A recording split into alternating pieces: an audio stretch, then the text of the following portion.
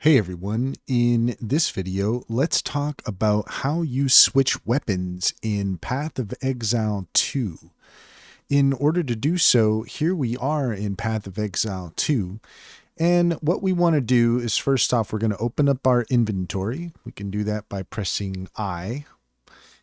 And once we have our inventory open, so here we have our secondary weapon that we want to add. So you're going to find these two icons here, and right now it's on our primary. We're going to switch this to our secondary, and then we're going to take the weapon that we want to put in our secondary and we're going to drop it there. The next thing we want to do is we want it to be mapped to the right button, and it auto mapped here. You can see that it auto mapped to the Q button on the keyboard. So that's essentially how you use your secondary weapon.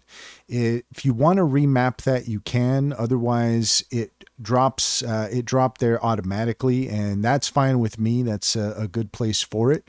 Otherwise, you can change the input. If you want to switch it to something else, you can do that.